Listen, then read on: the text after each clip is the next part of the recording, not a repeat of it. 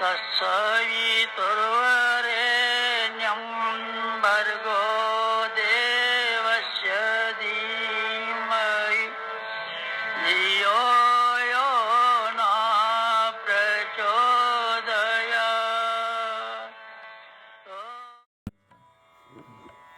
तो मेरी पहली प्रार्थना होती है गायत्री मंत्र, चूँकि सनातन धर्म का मूल मंत्र है कि उस प्राण स्वरूप दुखनाशक श्रेष्ठ सुख स्वरूप परमात्मा का हम ध्यान करते हैं, वो परमात्मा हमारी बुद्धि को सत्य मार्ग में प्रेरित करे। मेन चीज़ तो यही है। भगवान को मैं गुरु मान लिया था। तो हम आध्यात्म में या कला में या किसी भी चीज़ में हम कोई भी चीज़ निवेदन करते हैं तो गुरु को माध्यम मानते हैं कि तुलसी निवेगा जय जय जय हनुमान गोसाई कृपा करो। पहले लाइन श्री गुरु चरण सरोज से स्टार्ट होती है और हनुमान जी गुरु के रूप में निवेदन करते हैं। तो जो कुछ प्रार्थना करती है वो हनुमान जी के माध्यम से श्री राम तक प्राप्त होती है। मुक्ति को उपनिषद में एक वाक्य आया है कि भगवान राम सौ हनुमान जी से 30 प्रश्न करते हैं, मैं कौन हूँ, तुम कौन हो और ये चराचर जगत क्या है। तो हनुमान जी ने उत्तर दिया कि स्थूल रूप से देखा जाए तो आप ईश्वर हैं और मैं भक्त हूँ। सूक्ष्म रूप से देखा जाए जो आप हैं वही मैं हूँ, जो मैं हूँ वही आप हैं। जे हर ते हरि, जे हरि ते हर। जो शिव है वही विष्णु, जो विष्णु है वही शिव, क्योंकि रुद्रा होता है। और मुझमें अपने कोई भेद नहीं है, तो उन्होंने शिष्य के रूप में स्वीकार किया। जो कुछ हमें निवेदन करना होता है, चूँकि श्रुति और स्मृति दोनों पार्ट में हम गुरु के थ्रू ही जाते हैं। अगर हम गुरु का अनादर कर लेते हैं तो हमारी विद्या निष्क्रिय हो जाती है। जैसे मेरा कोई एक गुरु नहीं है, मैंने बहुत जगह से सीखा। कलानम प्रवरम चित्रम धर्मार्थ काम मोक्षदम। सभी प्रकार की कलाओं में चित्रकला को सर्वश्रेष्ठ स्थान दिया गया है। कला का उद्देश्य केवल जीवन की व्याख्या करना ही नहीं, बल्कि कला के द्वारा जीवन के आदर्शों को दूसरों के लिए स्थापित करना भी है। कला के द्वारा ही धर्म, अर्थ, काम और मोक्ष की प्राप्ति होती है। राम नाम को अंक है, सब साधन है शून्य। अंक गहे कछुहात नहीं, अंक रहे 10 गुण। अर्थात जिस प्रकार इस संसार में केवल श्री राम का नाम ही अंक है, उसके अतिरिक्त शेष सब शून्य है। अंक के न रहने पर कुछ प्राप्त नहीं होता, परंतु शून्य के पहले अंक के आ जाने पर वह 10 गुना हो जाता है। अर्थात राम नाम का जप करते ही साधन 10 गुना लाभ देने वाला हो जाता है। ठीक इसी प्रकार प्रभु श्री रामचंद्र जी के आदर्शों और उनके चरित्र को अपनी कला का केंद्र बनाने वाले ओम प्रकाश मिश्रा के चित्रों में निहित भाव और सौंदर्य भी 10 गुना हो जाता है। 1 जनवरी सन 1987 को भारत के आदिवासी क्षेत्र सोनभद्र में श्री दिनेश कुमार मिश्रा जी और श्रीमती शकुंतला देवी जी के परिवार में जन्मे ओम प्रकाश मिश्रा आज भारतीय समकालीन लोक कला के क्षेत्र में निरंतर अपनी कला के द्वारा प्रत्यक्ष और अप्रत्यक्ष रूप से अपना योगदान दे रहे हैं। जहां आज के समय में कुछ कलाकार सोशल मीडिया और विज्ञापनों का सहारा लेकर अपना प्रचार कर रहे हैं, वहीं ओम प्रकाश मिश्रा जी अपने चित्रों के साथ अधिक समय व्यतीत करते हैं और प्रचार आदि व्यवस्थाओं से दूर रहते हैं। इनका कहना है कि यदि किसी की कला सच्ची है और ईमानदारी एवं भाव के साथ उसका सृजन किया गया है तो उसे किसी प्रकार के प्रचार की आवश्यकता नहीं पड़ती, अपितु वह स्वयं समाज के समक्ष उजागर हो जाती है।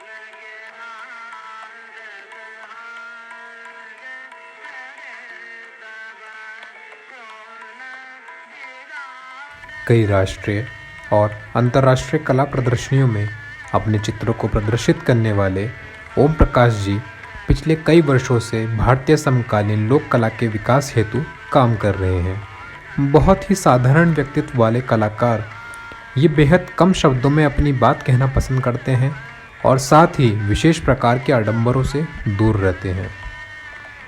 इन्हीं दिनों ललित कला के छात्रों द्वारा एक विशेष अनुरोध पर यह साक्षात्कार के लिए अपने व्यस्त दिनचर्या से कुछ समय निकालकर अपनी कला यात्रा और जीवन से संबंधित विषयों पर चर्चा करने के लिए तैयार हुए, जिनका साक्षात्कार देहरादून स्थित मिनर्वा इंस्टीट्यूट के ललित कला संकाय के BFA के छात्र हरजोत कौर और मोहम्मद मूसा द्वारा लिया गया। आइए जानते हैं इनकी कला यात्रा के बारे में। नमस्कार, मैं हूँ हरजोत कौर। मैं हूँ मोहम्मद मूसा। आज हम भारतीय कला जगत और उसकी लोक कला के बारे में बात करेंगे। आज हमारे साथ हैं भारत के आदिवासी क्षेत्र सोनभद्र के समकालीन कलाकार जो कि लोक कला से प्रभावित है, श्री ओम प्रकाश जी। नमस्कार, बहुत बहुत धन्यवाद। आप हमें बताएं कि आपका पारंपरिक जीवन कैसा रहा? अगर मैं अपने प्रारंभिक जीवन के बारे में बताऊं तो मेरा जन्म स्थान सोनभद्र है। सोनभद्र में एक छोटा सा गांव है मझगांव में से, वहाँ पे मेरा जन्म हुआ और मेरी फैमिली संयुक्त परिवार श्रृंखला में थी। वहीं पे मेरा जन्म और लालन पालन हुआ। आपने अपनी कला की शिक्षा कहाँ से प्राप्त करी? मेरी कला की शिक्षा मेरठ विश्वविद्यालय, जिसे चौधरी चरण सिंह मेरठ विश्वविद्यालय कहते हैं, वहाँ से हुई है। मेरा स्नातक, बड़ा स्नातक चौधरी चरण सिंह से ही हुआ है और PhD हापुड़ यूनिवर्सिटी से हुई है। आपकी कला पे किसका प्रभाव है? मेरी कला पर विशेष रूप से लोक कला का प्रभाव है। ऐसा नहीं कर सकती कि किसी विशेष कलाकार का मेरी कला पर प्रभाव है, या फिर कहें कि लगभग सभी लोक कलाओं के कुछ न कुछ अंश मेरी कला में आपको देखने के लिए मिलेंगे, जिसमें मधुबनी के रंग, कहीं कहीं पे मांडना, कहीं कहीं पे आपको कलमकारी इत्यादि जो भी हमारी लोक कलाएं हैं, उन सभी का प्रभाव मेरी कला पे आपको देखने को मिलेगा। विशेषकर बनारस के भित्ति चित्र और वहाँ की जो नाट्य कला है, जिसे हम रामलीला भी कहते हैं, उसका विशेष प्रभाव। सभी किसी न किसी चीज़ से प्रभावित होते हैं, किसी की प्रेरणा रहती है उन पे। आप अपनी प्रेरणा किससे मानते हैं? मूल रूप से अगर कहें तो मेरी कला की प्रेरणा का स्रोत लोक कला ही है और रामलीला जैसे नाट्य कलाएं। किंतु जब मैंने अकादमिक शिक्षा ग्रहण करनी प्रारंभ की, उसी दौरान मेरी मुलाकात अपने गुरु या कहें कि प्रथम गुरु श्री किरण सिंह चौहान से हुई। तो उनकी कला से मैं उस विद्यार्थी जीवन में विशेष रूप से प्रभावित रहा, जहाँ से मुझे कला की बेसिक जो नॉलेज होती है वहाँ से उनसे मिली, जिनसे कला में रेखांकन, उनका रंगांकन, कैसे कला में चीज़ों को संयोजित किया जाता है, उन सभी की शिक्षा दीक्षा उनसे मिली। धीरे धीरे जब मेरी कला की स्टडी बढ़ती गई और उसमें मेरा ज्ञानवर्धन होता चला गया, तो उस ज्ञानवर्धन के साथ साथ मेरी कला का भी विकास होता है। लेकिन लोक कला के प्रति मेरा झुकाव अपने प्रारंभिक जीवन से लेकर अभी तक निरंतर बना हुआ है। जैसा कि आपने बताया और रामायण से प्रेरित हो, तो आपकी पेंटिंग चित्र का उद्देश्य क्या होता है? मूल रूप से अगर देखा जाए, जो मेरा अपना व्यक्तिगत अनुभव रहा है और व्यक्तिगत ज्ञानार्जन रहा है, कला का कोई मूल उद्देश्य नहीं। कला का एकमात्र मूल उद्देश्य है आनंद की प्राप्ति। आनंद जिसे माने जाते हैं परमानेंट हैप्पीनेस। जब आप कोई भी आर्ट फॉर्म करते हैं या कोई भी चित्र को सृजित करते हैं, तो आपके अंदर एक आंतरिक खुशी पैदा होती है, जिसे व्यक्त नहीं किया जा सकता। उसे करने वाला महसूस करता है और उस कला को देखने वाला ही उसे महसूस करता है। यही मेरी कला का मूल उद्देश्य है। यदि मेरी पेंटिंगों को आप देखें तो उसमें जो लय है, उसमें आकृति है, उसमें भंगिमाएं हैं, उसका जो वर्ण विन्यास है, उन सभी में आपको एक लय मिलेगा। चूंकि आप देखते हैं कि भारत में प्राचीन काल से लेकर वर्तमान तक कई कई रूपों से, कई कई परिस्थितियों से, कई कई अवसरों से हमारा देश गुजरा है, किंतु रामायण एक ऐसा विषय रहा जो हर काल में नवीन हो गया। उसमें अनेक लोगों ने अपनी रचनाएं दी, अनेक लोगों ने उस पर टीका लिखा, अनेक लोगों ने उस पर चित्रण किया, अनेक लोगों ने उसके ऊपर मूर्तियां बनाई। ये एक कालजयी रचना है, एक कालजयी उत्पत्ति है जो लोक में हुआ। अगर आप मूर्त चित्रों में आए तो राजा रवि वर्मा ने भी उनको बनाया, आज भी लोग बना रहे हैं और शायद अनंत काल तक बनाते रहेंगे। चूंकि जब मैं अपने प्रारंभिक जीवन में था, तो प्रारंभिक जीवन में गांव का एक माहौल होता है। गांव के माहौल में प्रतिवर्ष एक नाट्य होता है जिसे हम लोक रूप में लोक कला के रूप में प्रस्तुत करते हैं, जिसे हम रामलीला कहते हैं। दो नाट्य बेसिकली होते हैं जिसमें रामलीला और रासलीला होती है। रासलीला में भगवान कृष्ण के रूपों का चित्रण होता है और रामलीला में भगवान राम के विभिन्न रूपों और विभिन्न कथानकों का निरूपण होता है। आप पूरब में मूल रूप से आप बिहार, उत्तर प्रदेश और काशी के आसपास के क्षेत्रों में आप जाएंगे तो तुलसीदास की जो चरित्रावली और उनके रचित ग्रंथ हैं उनको बहुत ज़्यादा गाया जाता है। हर आदमी वो सनातन धर्म से संबंध रखता हो या न रखता हो, उसकी श्रद्धा हो या न हो, वो प्रत्यक्ष या अप्रत्यक्ष रूप से वो रामायण के विभिन्न पात्रों को अपने उदाहरणों में, अपने जीवन में पाता है। इन्हीं रूपों से मैं बचपन से प्रभावित। तो जब मैंने कला की शिक्षा दी और अपनी शैली को विकसित करने की कोशिश कर रहा था, तब मुझे मालूम चला मेरे गुरुओं के द्वारा कि मैं बार बार असफल किया हूँ।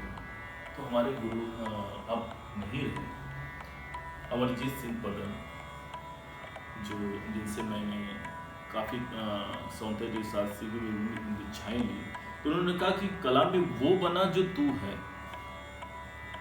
जब मैंने अपना आत्मनिरीक्षण किया तो मुझे मालूम चला कि मेरा जो मूल रूप है, मेरे आसपास जो चीज़ें घूमती हैं वो रामायण और उसके कथानक हैं। चूँकि रामायण की कथानक लोक और भारतीय परंपरा से बहुत ज़्यादा साम्य रखते हैं, इसलिए मैंने रामायण को ही चुना। अब रामायण को प्रस्तुतिकरण कैसे करें, तो मेरे पास 3 माध्यम थे। 3 माध्यमों में पहला था नाट्य रूप, दूसरा था लोक रूप, तीसरा था वास्तविक, जैसा आप कैलेंडर आर्ट में या राजा रवि वर्मा के विभिन्न चित्रों में या एस एन पंडित के विभिन्न चित्रों में आप देखते हैं। तो मेरी आंतरिक इच्छा हुई कि लोक चरित्रों को लोक शैली में ही प्रस्तुत करना सर्वोत्तम। अब दूसरी प्रस्तुति समस्या आ गई मेरे सामने कि लोक शैली तो भारत के हर एक प्रांत की एक अपनी लोक शैली है,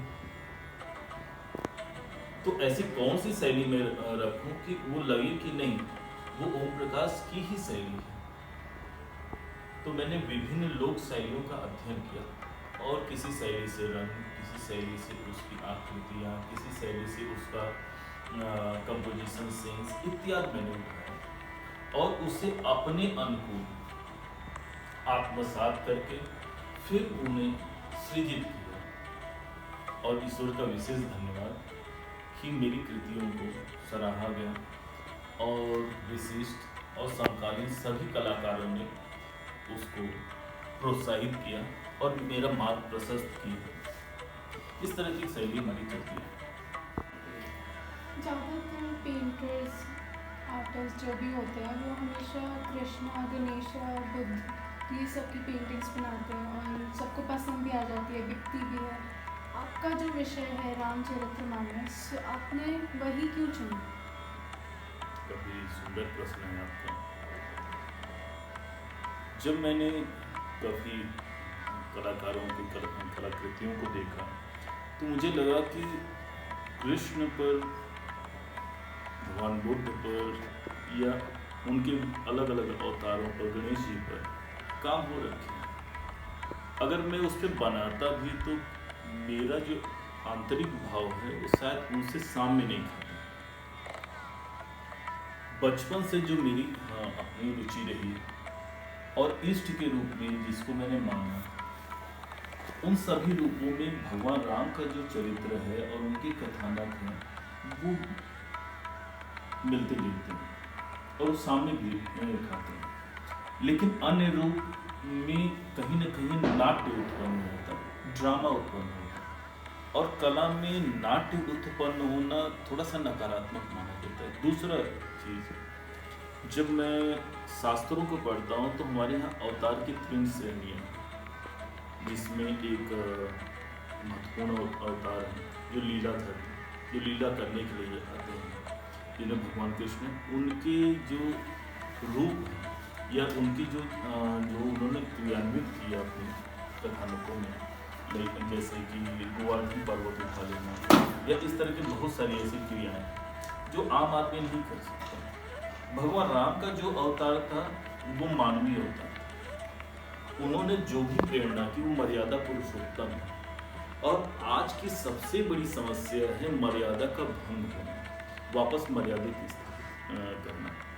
तो भगवान राम ने जो भी आदर्श स्थापित किए वो इंसानों के लिए थे कि एक आम इंसान भी उसे अपना के अपने जो भी उसके जीवन की समस्याएं हैं उसको वो सही कर सकता है। दूसरा, राम जो है वो लोक रूप है, लोगों के राजा हैं। आज भी हर आदमी जो भारत का है वो चाहता है कि वो राम राज्य में आए। अब वो प्राप्त होता है कि नहीं होता है, ये दूसरा विषय है।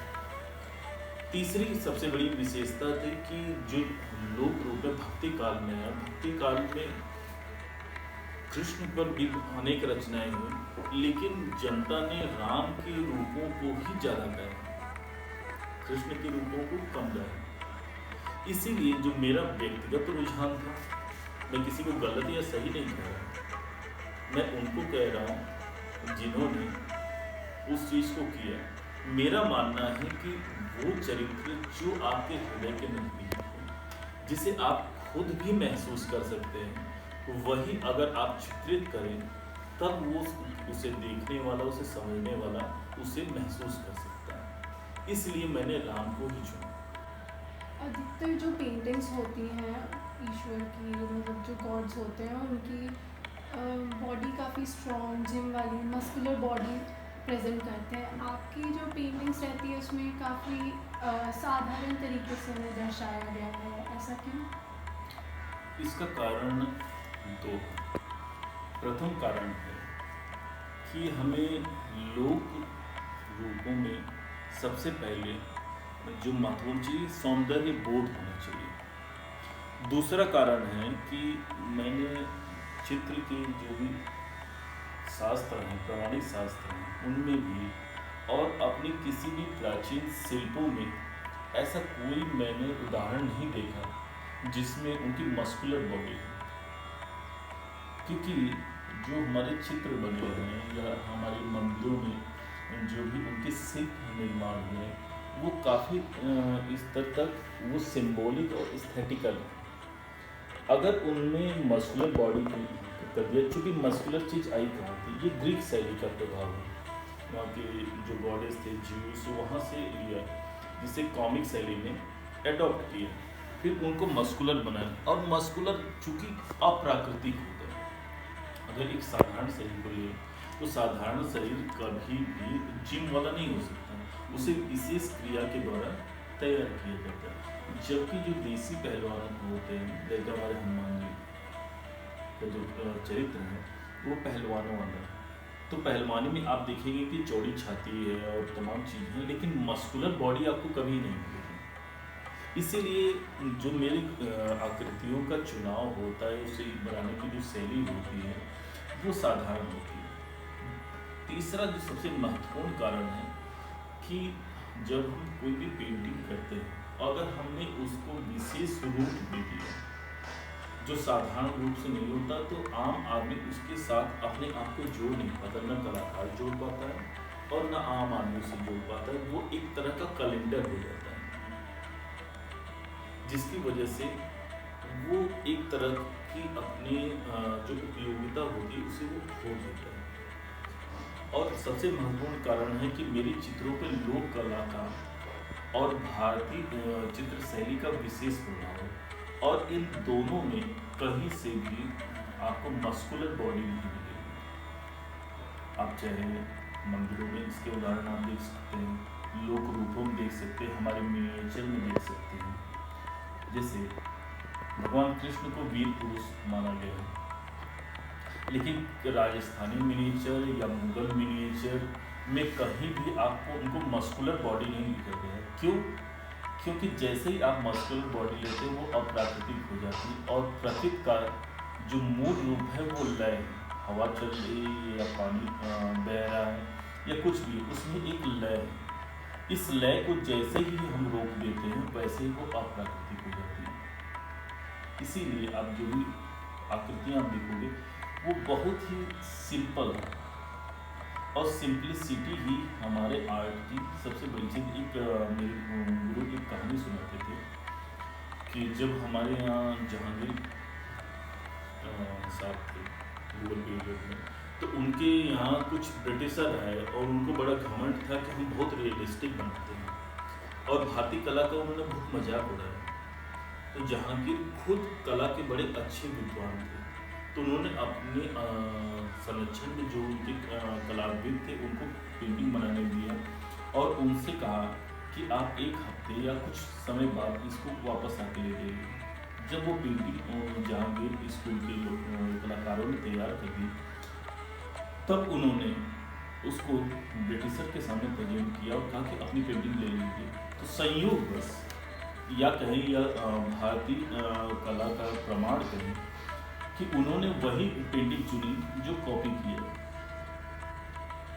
तो उन्हें अपने कार्यों को बड़ा शर्मिंदा हो, तब उनको समझ में आया कि भारतीय कला ही एक ऐसी कला है जो मल्टीपल पर्सपेक्टिव में काम करती है।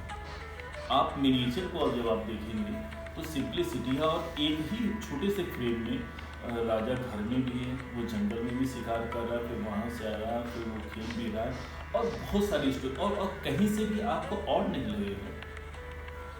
सेकेंड, जब आप वेस्टर्न पेंटिंग देखें तो उसमें आपको 1 व्यू दिखता है या मैक्सिमम 2 व्यू दिखता है, 1 पॉइंट पर्सपेक्टिव या 2 पॉइंट पर्सपेक्टिव दिखता है।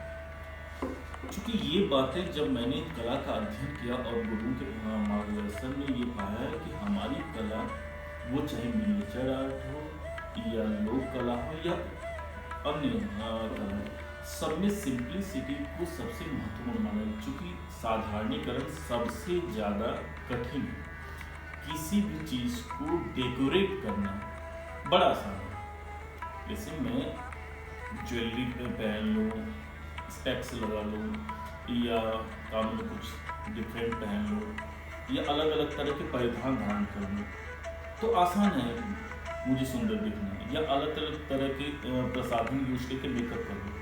लेकिन एक साधारण से कपड़े में अपने को सौम्य और सुंदर बना पाना बड़ा ही कठिन है, क्योंकि इस कठिनता को बड़े ही साधारण तरीके से आत्मसात करके सौंदर्य का बोध कराने की क्षमता हमारी भारतीय लोक कला और उनमें है। इसीलिए जो आप मेरी आकृतियों में या मेरी पेंटिंगों में आप देखोगे तो उनमें जो आकृतियों का चुनाव वो साधारणीकरण है, फ्लैटनेस है, सपाट रंग है आपको बहुत, और उनमें रेखाओं की विशेष प्रधानता, आपको लाइंस मिलेंगी और कलर आपको देखेंगे ब्राइट मिलेंगे और मल्टीपल। चूँकि भारत एक ऐसा देश है जहाँ थोड़ी थोड़ी दूरों पर आपको अलग अलग संस्कृति मिलेगी, अलग अलग पहनावा मिलेगा, अलग अलग रंग मिलेंगे, अलग अलग खान पान मिलेगा। तो उन सभी प्राकृतिक चीज़ों का समावेश,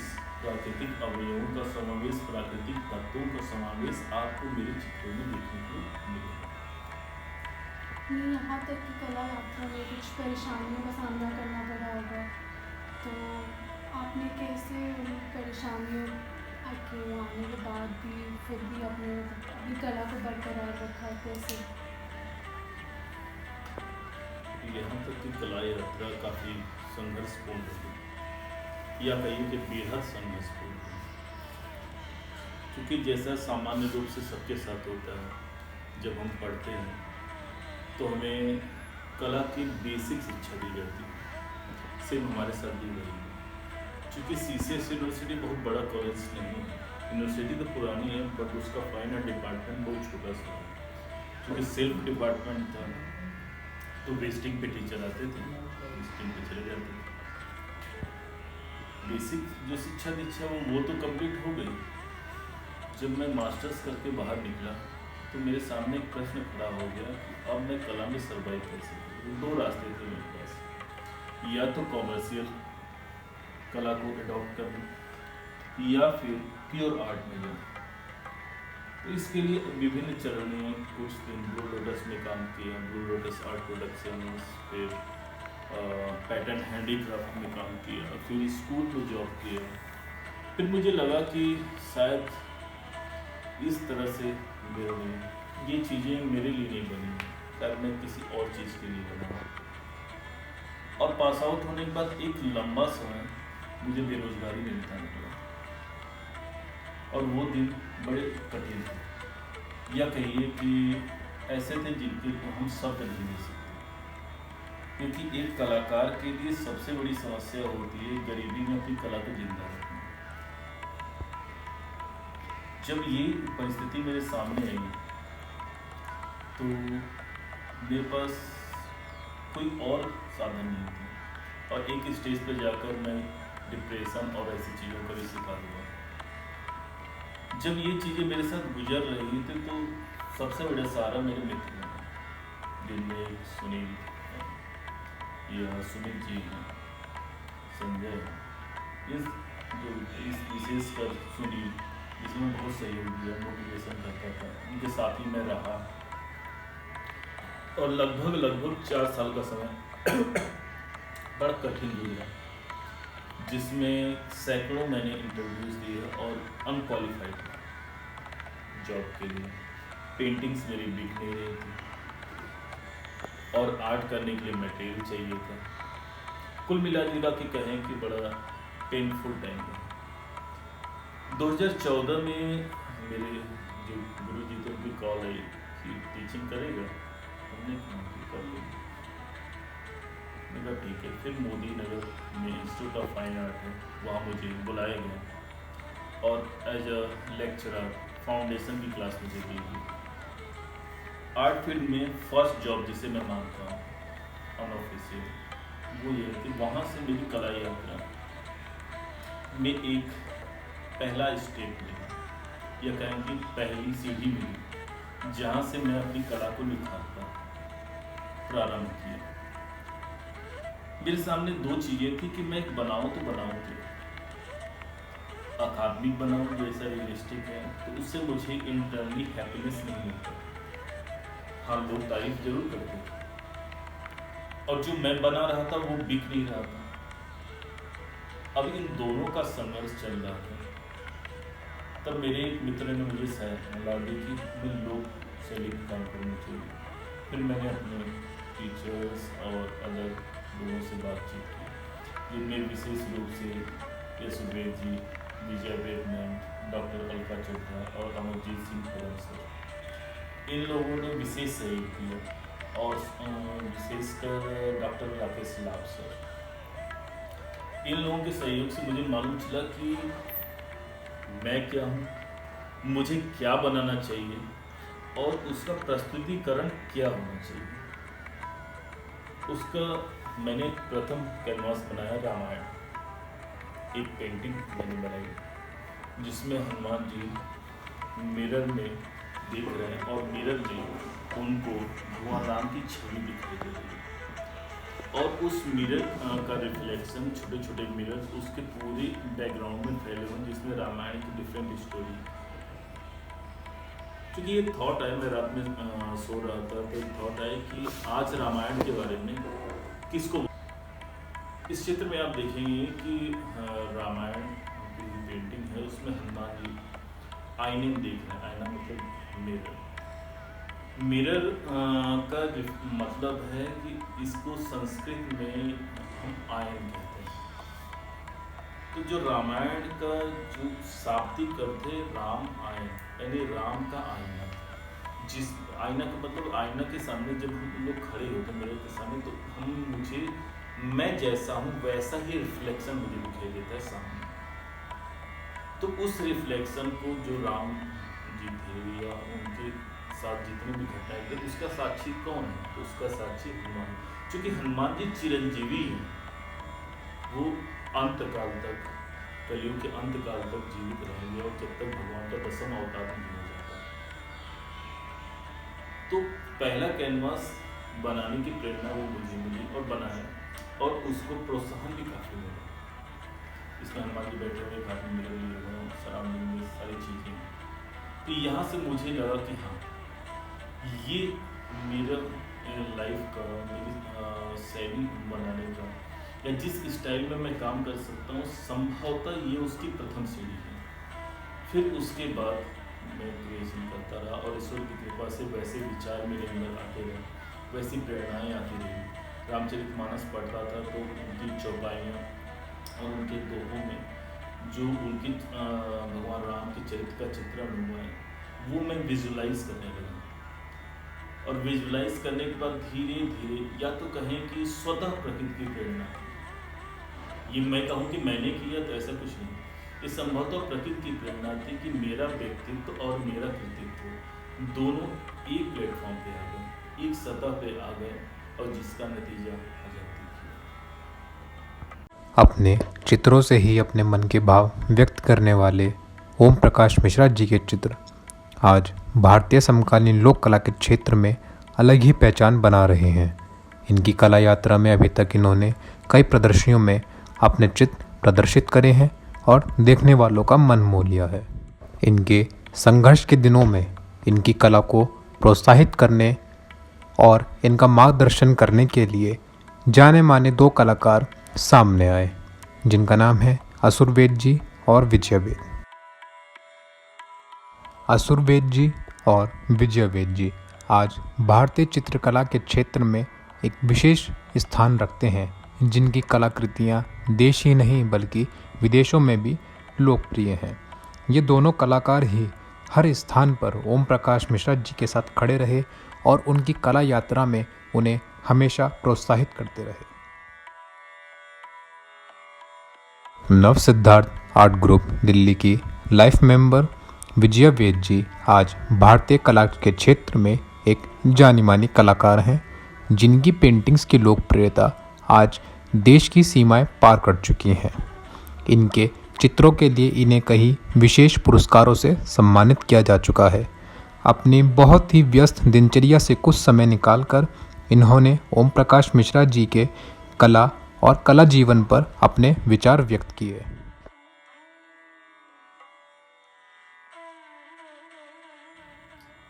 ओपी आज के कलाकारों में एक प्रतिभाशाली कलाकार के रूप में उभर रहा है। अभी तक उसके काम के बारे में जो बोला जाए तो उसने जो टॉपिक और जो मैसेज देने की कोशिश करी है वो बहुत ही कम कलाकार करते हैं, क्योंकि जो उसका सब्जेक्ट है वो मैथोलॉजी को लेकर है।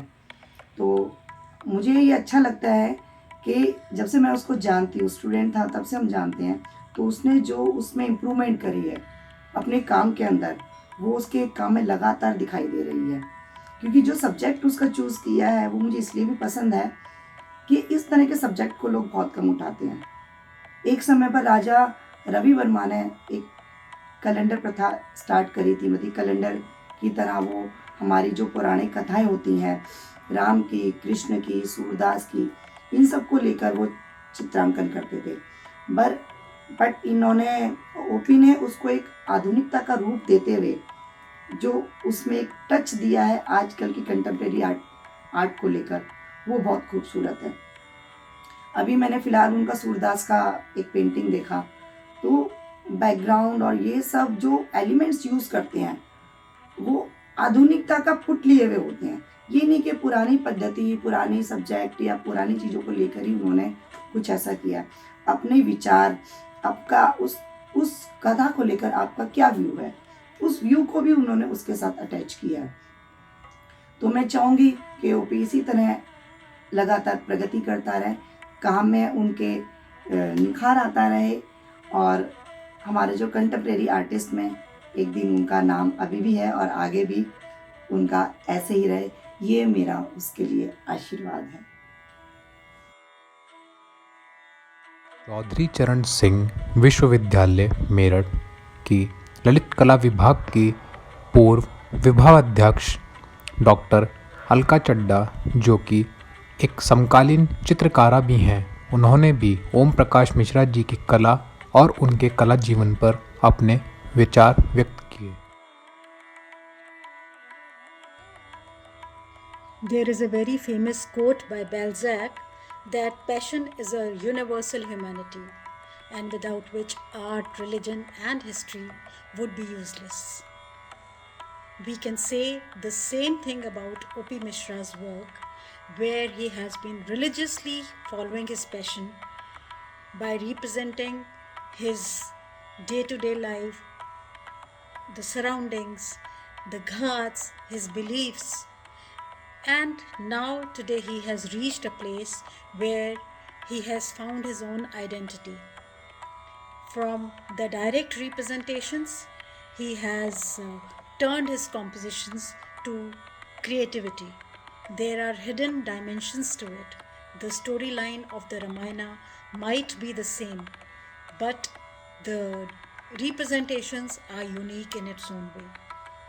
I have seen him grow from a student to a professional painter, and he is shining on.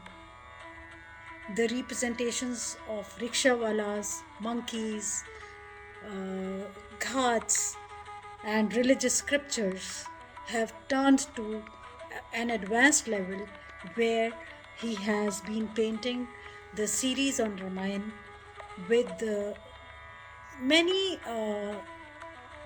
many details, not only the religious beliefs but also the representation in a creative way. I wish him all the best for his future endeavors.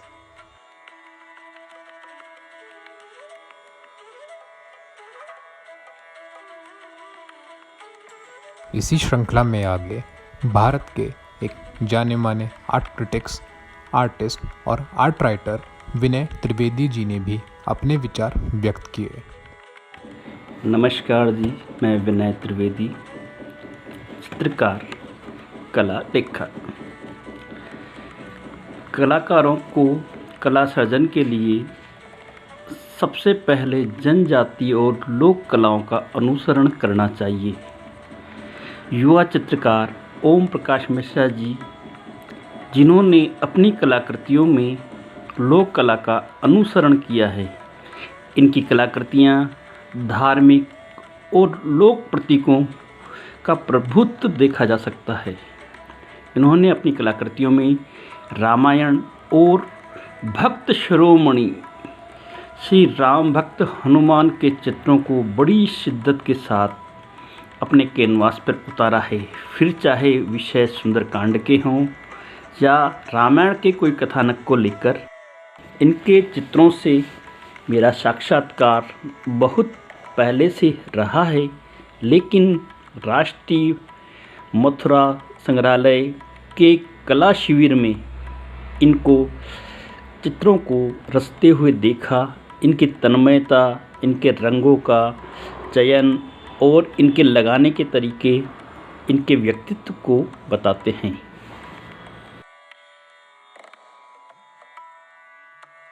इसी साक्षात्कार के दौरान आगरा से प्रशिक्षित applied artist Dharmendra Chahar जी ने भी ओम प्रकाश जी के साथ बिताए कुछ अनुभवों को व्यक्त किया। ये हमारे सर हैं ओम प्रकाश मिश्रा जी। अब इनके बारे में कुछ बताना, अभी कहाँ से स्टार्ट करें ये हमें कुछ समझ में नहीं आ रहा। क्योंकि अगर एक बात बोले कि अगर हम सबसे एक बार कहाँ पे मिले हुए थे, तो हमारे सीनियर थे संजय। तो संजय भी हमारे सीनियर थे कॉलेज से। तो टीचिंग के दौरान उन्होंने कुछ बोला था कि ऐसे से सर से आके मिले। तो हम मिले हुए थे, टीचिंग के दौरान मिले थे सर से। तो सर से आज के टाइम पे करीब 4 साल साथ में जुड़े हुए हो गया, और टीचिंग के दौरान ही मिले हुए थे। उससे पहले तो हम कंपनीज में थे, और बाद में सबके साथ टीचिंग के दौरान हम मिले हुए थे। तो सबको हमने देखा कि फ़ोटो का डिप्टी हमने फर्स्ट टाइम देखा, तो सबका वही फ्रेंच लुक हमने देखा हुआ। हालांकि ऐसा नहीं, फ्रेंच लुक मतलब हम भी रखते थे, तो फिर बाद में थोड़ा फ्रेंच लुक हमने चेंज कर दिया। हम लोग कोई नहीं, मतलब बड़े वाले हम भी फ्रेंच लुक में थे, सभी फ्रेंच लुक में। कह सकते हो अमिताभ बच्चन, तो उसका भी लुक फ्रेंच लुक है, बट वो अपना एक्टर हो गया। सर की वजह से आपको दाढ़ी त्यागनी पड़ी।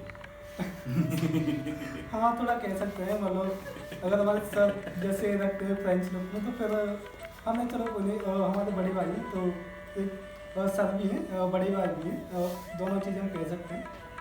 तो हमने अपनी फ्रेंच लुक हटा दी, हमने कहा अब नहीं रखेंगे, बड़े सर हैं हमारे, तो बड़े भाई हैं, रख सकते हैं कोई दिक्कत नहीं। हालांकि अमिताभ बच्चन भी रखता है, बट वो एक एक्टर हो गया, हम एक आर्टिस्ट हो गए। तो कॉपी नहीं करना होता हमें किसी को भी, अपना खुद जैसे भी करना होता है वो अपना रहता है।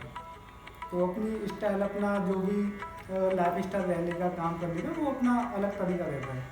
तो जैसे ही उस टाइम पे कॉलेज टाइम पे टीचिंग टाइम पे मिले हुए थे, तो उस टाइम पे टीचिंग का तो अपना फर्स्ट ही एक्सपीरियंस था। कंपनीज में तो हमने काफ़ी काम किया, बट कंपनीज का भी एकदम फंटास्टिक मज़ेदार एक्सपीरियंस था। वहाँ भी अच्छा था, सबके साथ हम जुड़े हुए।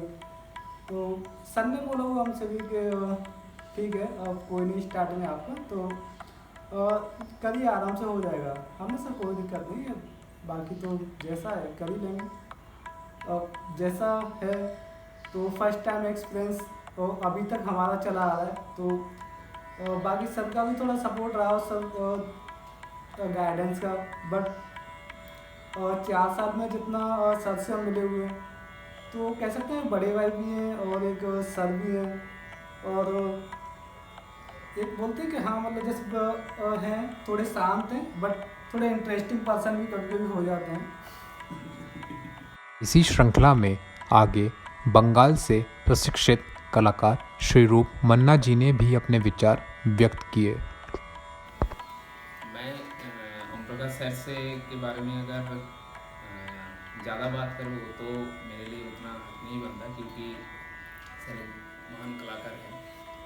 तो मेरे सर के साथ मुलाकात हुआ यहीं पे देहरादून पे Minerva institute of management and technology इस कॉलेज में। तो यहाँ पे मुझे असिस्टेंट प्रोफेसर के तौर पे सर मुझे सिलेक्ट किया है यहाँ पे। तो इसके पहले मेरा मास्टर्स कंप्लीट होने के बाद जब मैं जॉब ढूंढ रहा था, तो उसके बाद यहाँ पे आया मैंने। तो यहीं से सर को मैंने पहले देखा। अब यहाँ पे आने के बाद सर के साथ जितना बात हुआ मेरा, सर के साथ बात करते करते मैं सर से बात से भी पता चलता है कि उनके अंदर कितना डेप्थ है आर्ट का नॉलेज। क्योंकि एक आर्टिस्ट के पास जैसे काम का डेप्थ है, उस हिसाब से उसका अंदर नॉलेज भी होना चाहिए। तो उससे तो और ज़्यादा है सर के पास, और मैं तो वहाँ पे सर के साथ उतना कुछ भी नहीं हूँ सर के सामने। तो सर के लिए यहाँ पे ज़्यादा बोलना मैं उतना नहीं मानता, लेकिन क्योंकि सर यहाँ पे आने के बाद मैं एक चीज़ सीखा हूँ कि ये टीचिंग के करियर में किस हिसाब से बच्चों को सिखाया जाता है, उनको उनका जो प्राइमरी लेवल है वहाँ से कैसे स्टार्ट कराया जाता है, बच्चों को किस हिसाब से गाइड किया जाता है, वो एक एक छोटे छोटे चीज़ को मैं सर के पास से सीखा। तो और इसके बाद अगर सर के काम के बारे में बात करूँ तो सर का तो काम मैं जितना तक देखा हूँ, क्योंकि सर ज़्यादा यहाँ पे फोक आर्ट के ऊपर काम करते हैं, और सर का सबसे मुझे काम पे एक अच्छा लगा कि सर का जो लाइनिंग है, रेखांकन है, उसके साथ जो सर पेज में जो कलर डिवीज़न देते हैं, जो कलर को बैलेंस करते हैं, वो मुझे बहुत ही अच्छा लगा सर के काम में। और सर का ये जो रामचरितमानस के ऊपर जो सर का थॉट है, तो क्योंकि अभी इस समकालीन कला में जितना काम हो रहा है उनमें से बहुत टॉपिक लेके काम कर रहे हैं, लेकिन ये माइथोलॉजी के ऊपर काम करने के लिए बहुत आर्टिस्ट तो है, लेकिन काम का जो एक्सप्रेशन है एक काम का, उसके साथ कलर बैलेंस, उसके साथ सर का जो थॉट क्रिएट, और उसके सबसे बड़ा बात है कि सर अपने थॉट के ऊपर अपने हिसाब से बनाते हैं, तो वो मुझे बहुत ही अच्छा लगा। और सर के पास तो गाइडेंस आगे आगे मैं सीख रहा हूँ, आगे कितना सीखना है, जितना भी मिल रहा है सर के पास से। यहाँ पे आने के बाद एक टाइप का मैं सर को गुरुजी के हिसाब से मानता हूँ, क्योंकि मेरा गुरुजी है। अब आर्ट फील्ड में जितना टीचर के साथ मिलते हैं तो सबको एक गुरुजी माना जाता है, तो इस हिसाब से मैं सर को भी मैं गुरुजी मानता हूँ यहाँ पे। और बाकी आगे सर उस हिसाब से मुझे गाइड करेंगे कि किस हिसाब से मुझे आगे जाना है, क्योंकि एक स्टूडेंट के करियर का जो स्ट्रगल पीरियड है उसके बाद ही मुझे सर को मिला। तो काफ़ी सारा एक्सपीरियंस हुआ सर के साथ, आगे आगे और अच्छा एक्सपीरियंस हुआ सर के साथ काम करने से। और आगे बाकी जो होगा सर तो गाइड करेंगे मुझे अपने हिसाब से। मैं कोशिश करूँगा कि सर के अंडर में मैं जितना दिन काम करूँ, सर से कुछ जितना सर के पास बेटर है, जितना अच्छा सर के पास चीज़ है, वो मुझे नॉलेज काफ़ी मिले सर के पास से, कि एक बच्चों को किस हिसाब से गाइड किया जाता है, तैयार किया जाता है कि इन फ्यूचर उनके कभी आर्ट फील्ड छोड़ने के बाद ना उनको कोई प्रॉब्लम ना आए आगे करियर में। क्योंकि हर एक स्टूडेंट का जो पेरेंट्स हैं वो काफ़ी सारा मतलब कॉलेज के ऊपर डिपेंड करते हैं कि यहाँ पे जो मैं टीचर के पास मेरे बच्चों को देके जा रहा हूँ उसको सही गाइडेंस मिले। अब वहाँ पे क्या है कि बच्चों आने के बाद उसको एक गाइड करना, सही टाइम पे गाइड करना एक बहुत बड़ा है। अब उस गाइडेंस को कैसे आगे बढ़ाया जाए तो बाकी तो मैं सर के पास से सीख रहा हूँ। बहुत अच्छा लगा सर के साथ मिलकर।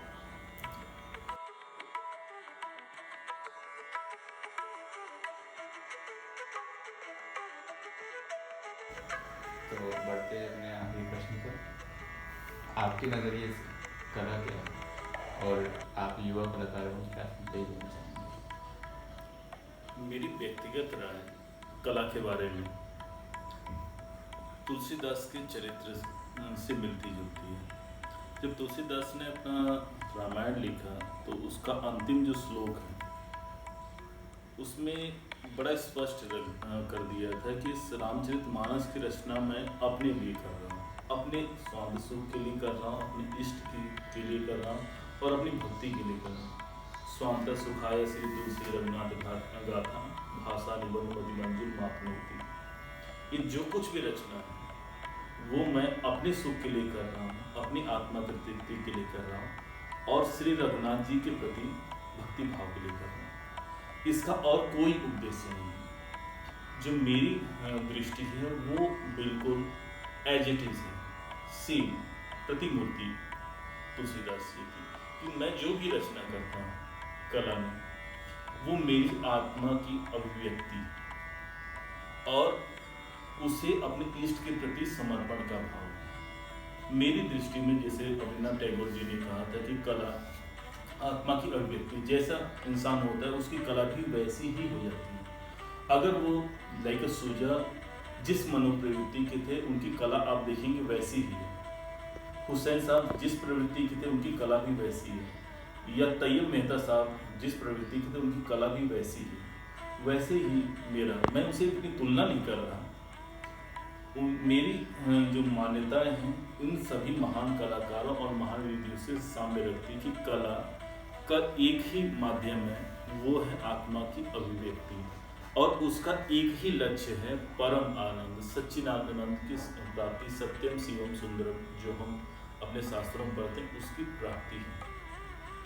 इसके बियॉन्ड, इसके अलावा और कुछ भी नहीं। जिस चीज़ को करने से हमारे अंतर आत्मा, क्योंकि कला एक भाषा है जो शब्द विहीन है, हम उसको बनाते हुए हम अपने ईश्वर जिसको भी हम मानते हैं, जो साकार निराकार कुछ भी हो सकता है, हम उसके प्रति अपनी भावनाओं को निवेदित करते हैं। वो रूप में भी हो सकता है, वो शब्द में भी हो सकता है, या कुछ भी। मेरे लिए कला वो माध्यम है जिसके लिए मैं उस परम तत्व के साथ अपने आप को जोड़ पाता हूँ। ये मेरे लिए व्यक्तिगत रूप से, ये मेरी व्यक्तिगत विचारधारा है। सबके लिए कला अलग अलग भाव है, लेकिन मेरे लिए ये है। और रही आपका दूसरा प्रश्न की बात कि आप युवाओं को क्या संदेश देना चाहते हैं।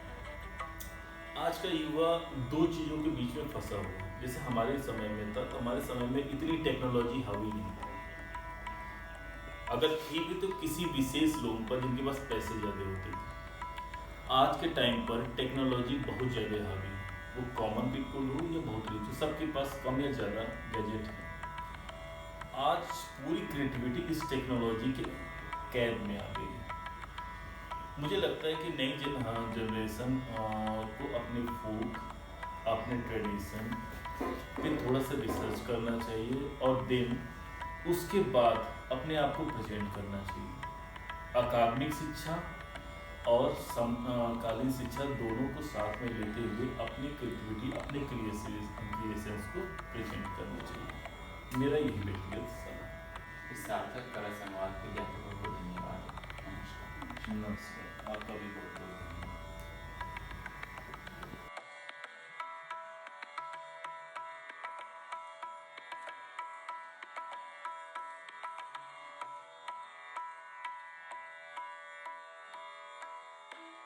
जैसा कि रविंद्रनाथ टैगोर जी ने भी कहा था कि प्रेम से अधिक सुंदर यहाँ कुछ भी नहीं है। कला में आत्म चैतन्य, अपनेपन की प्रतिछाया मिलती है। अचेतन स्थूल माध्यम में चेतना का चमत्कार दर्शाना यही कला का कृतित्व है।